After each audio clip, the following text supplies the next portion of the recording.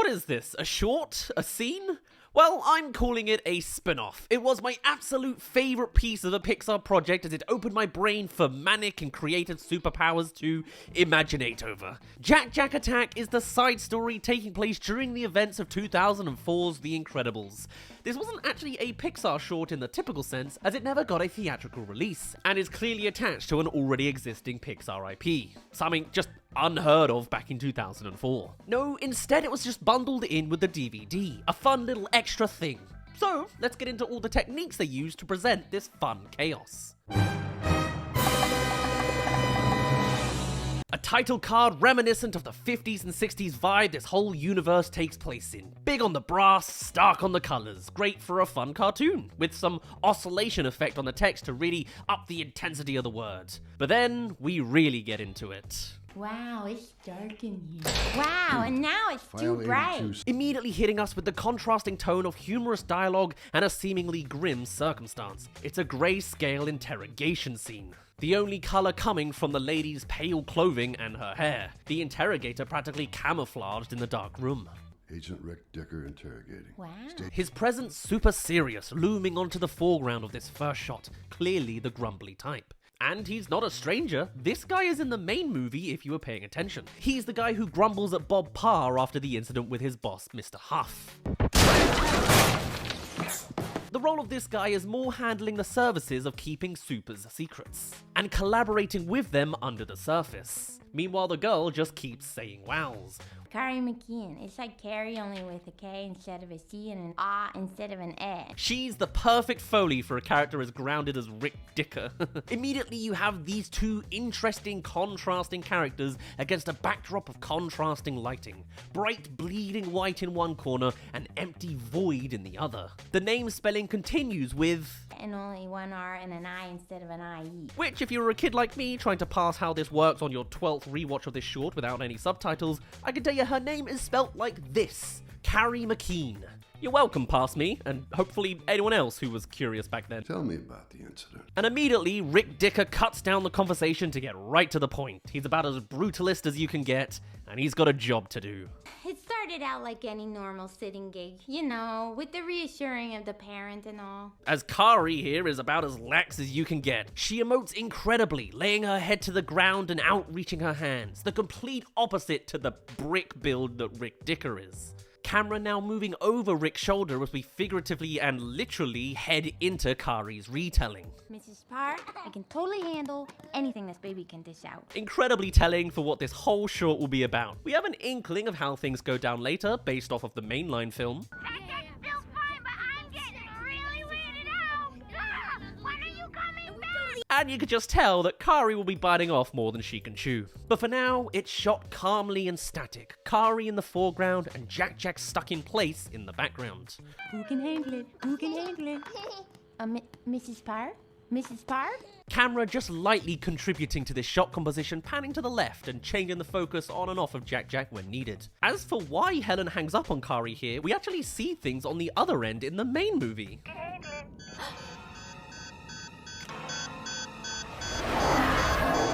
Quite the excuse to leave someone hanging, huh? And from this movie rendition, we actually get more of an extension of this discussion. First learning that Jack Jack's even been given a babysitter from Violet over this double ramble. Yes, Mom, I'm completely stupid. Of course we got a sitter. Do you think I'm Great. We totally wouldn't do irresponsible? that. Thanks a lot. It then goes on from there that Helen is talking to Kari because she'd rather call a service, as it was the kids who hired her for the job. From there, Kari keeps rambling on the phone to her some more, including talking about some of her techniques. I also brought Mozart to play while he sleeps to make him smarter because leading experts say Mozart makes babies smarter. This is wrong, by the way. It's music in general that helped with a specific test of spatial reasoning. They just happened to use Mozart in trials, and media companies ran with that. Doesn't apply to general intelligence. The boost is about 15 minutes, and it can be any song you find stimulating, as opposed to 10 minutes of silence. Also, this study was from the 90s, so it's incredible that Kari is so ahead of the times. But anyway, Now who's ready for some neurological stimulation? now we can get into the meat of it. A whole new shot now that it's officially begun. Newly over the shoulder of Jack Jack as Kari literally turns away from the previous camera, and Jack Jack clearly not having neurology at his forefront right now. Cut to just set dressing.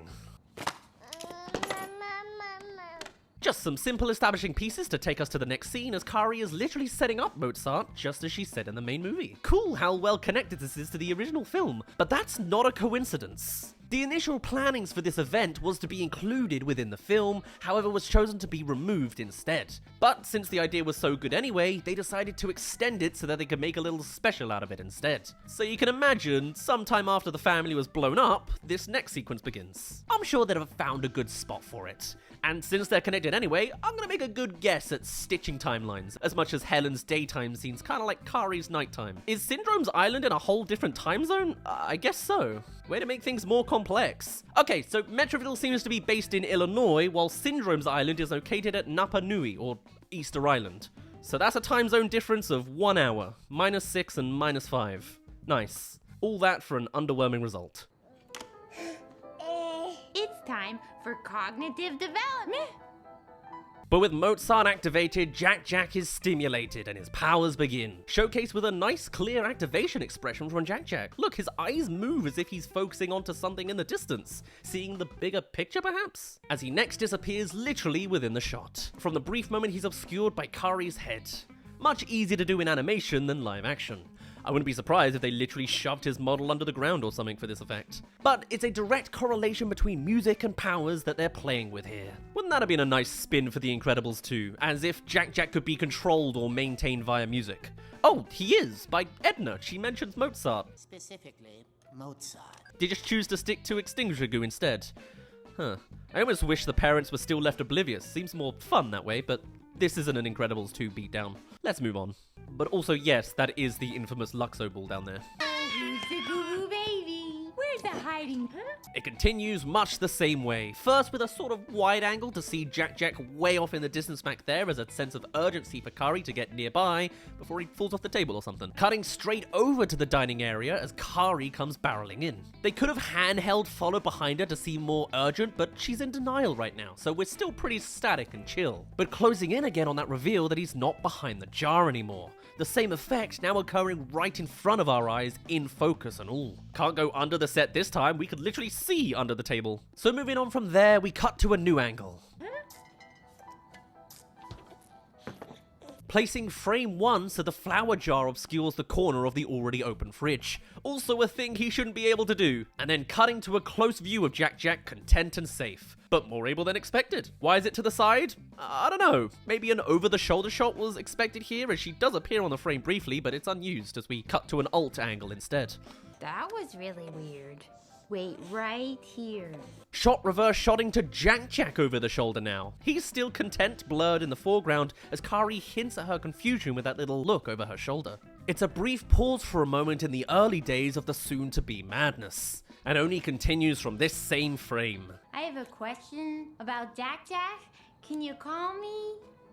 Perfect. It's so effortless for Jack, we don't even need to see him concentrate. The powers are being revealed slowly, first out of frame, and now out of focus. Kari putting in the first call out to Mrs. Parr, who I would assume at this point hasn't made much progress in the movie. They're probably speedboating across the ocean right now, or just made it to the land right now. Phone's not exactly in the perfect condition. Cut to another power revealed slowly, gravity manipulation. Jack, baby? Where are you? Shot looks normal at the very start, and we're very specifically handling liquids to see the reveal. Camera tilting upwards, or I guess downwards, to break the illusion and tell us where Jack went. Where are you? Mrs. Parr, it's me! And now it's speeding up. Actions are sudden now as we smash cut to Kari on the phone yet again, understandably perturbed with this new reality. Jack is fine, but weird things are happening. I love that Kari put an entire chair on top of his crib. That's more than Mr. Incredible does, and he's the one with super strength. Shown now with Kari looking spooked across a quarter of the foreground and Jack climbing by his teeth on a mid-shot. Just a kooky, manic thing for a wild child to be doing. Wide enough so we can spot all of his limbs doing their thing. This phone call could be a solid hour later, given time to finish call 2, find Jack on the ceiling, and now prep enough to have made this whole arrangement. So let's say Elastigirl is mid-hallway right now. If she had a mobile, it'd be ringing on her hip for a guard to notice. And you need to tell me what to do, because I'm... And he's gone. No major techniques there other than straight cuts, composed the same way so you can directly piece together the changes. Though those aren't bite marks. Can Jack Jack chew in perfect circles, or was it his laser eyes? Some sources say this is matter eating, but who knows. Could very well be a limitation that had animators crop a perfect smooth circle out of this model to present the idea. How'd you get... You know, here's a weird detail. Kari's shirt is changing color. At the start of this flashback, she was solidly yellow, but now I'd put her more into the greeny territory. Did she have a spare on to change into after the milk accident? Or is this symbolic of her cheerful, joyous personality quickly being whittled away to the despair and fatigue that she'll have by the end of the timeline, over with Rick Dicker and her now pale blue shirt? Thanks for reaching 50% of the way through the video. Subscribe if you'd like to see more spin-off coverage, or let us know suggestions on our Discord. I still can't even tell if this is a short, a scene, or a spin-off. Sometimes they all blur into one. Anyway, Jack Jack is swinging off of the shelf. The shot's a little bit fast for my taste. Can barely tell that the action's happening, but with a dive to save the baby, we get... another new power, phasing through walls, perfectly composed for that reveal. And a great glowing effect to make it look less like a weird animation glitch that he's clipping objects now.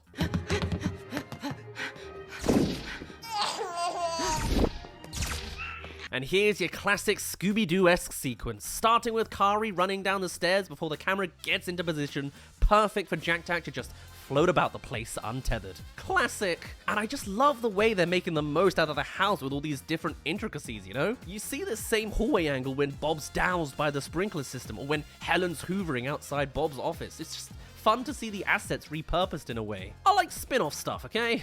We're gonna calm things down a bit now and look at flashcards. Of course, by now, Jack Jack is very much awake and a little on the feral side. It's toddler stuff. But keep an eye on the background and you notice that that massive dumbbell is tied to Jack Jack like a leash, so he could be a little frustrated as well. Won't that be fun? And the tension has risen a little between the two. Jack Jack completely oblivious and unfazed, and Kari, yeah, Kari's a little phased. Not that good. Campfire. Perfect. A little calm in the middle, simple shot reverse shots for these over the shoulders, and a reveal that's just a great natural build-up.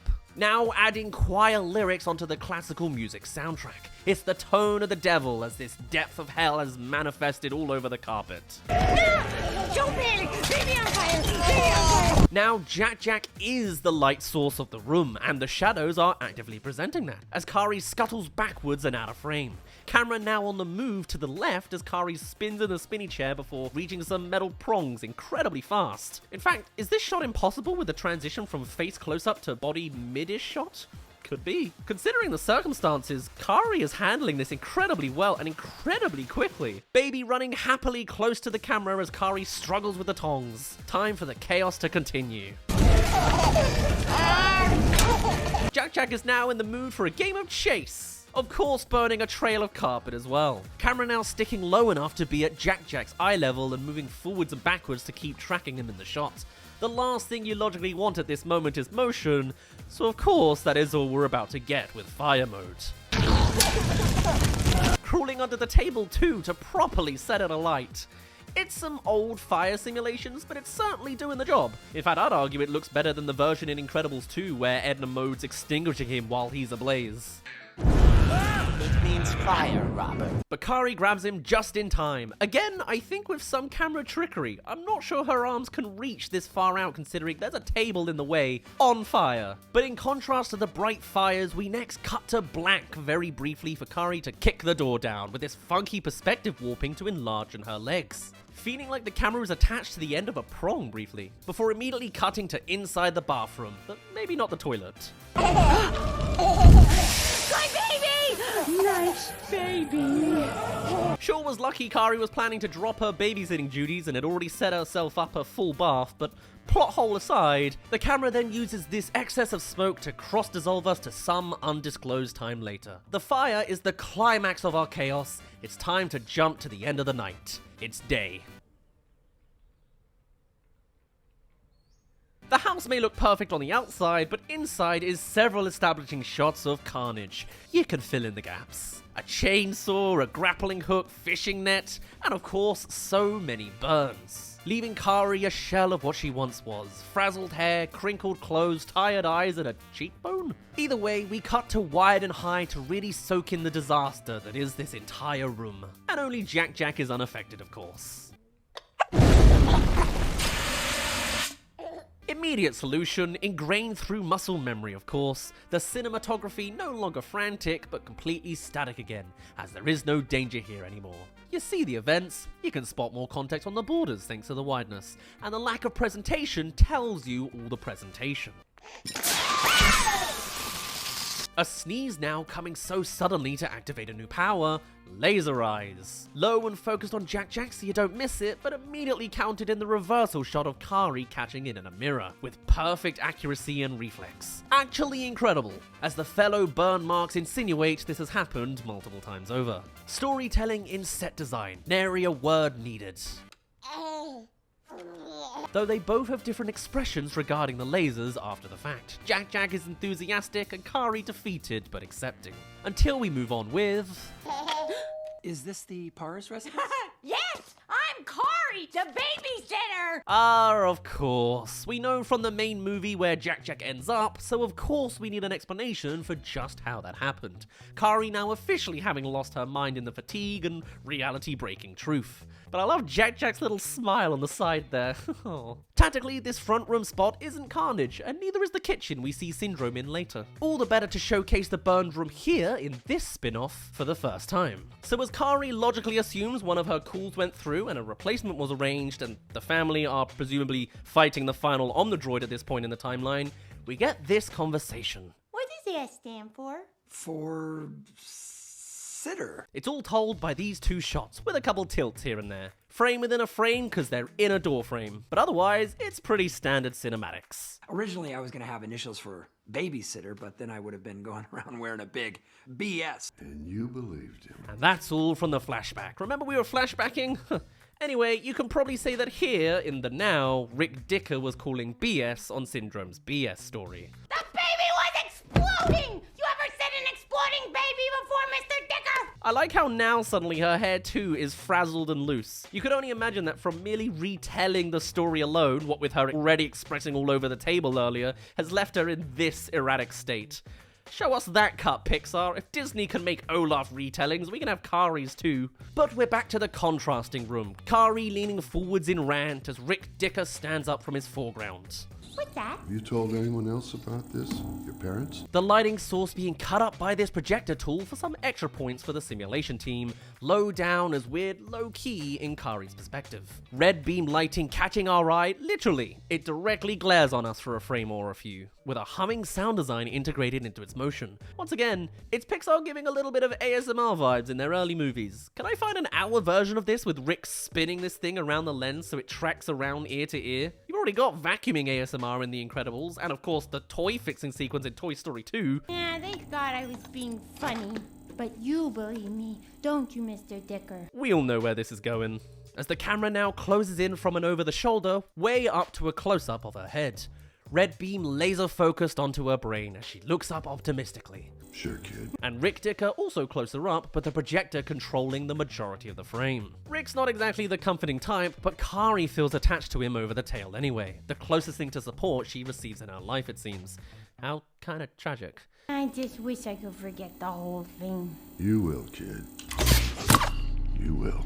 The projector plunger coming straight towards us so we really feel the effect. Rick even seeming to smirk upon hitting the button in the back. And Kari just going cross-eyed as we ominously fade to black. Dialogue telling us exactly what we need to know. Her memory is being wiped of it. Goodbye to the past 24 hours, Kari McKean, like Kari only with a K instead of a C and an R instead of an A, only one R and an I instead of an IE. It's how the super society works to keep Supers' secret identity maintained. A great little fun piece of world building and spectacle, and something to recreate again in the sequel. Dialogue, lines, and all. I wish I could forget I ever saw her in that suit. You will, kid.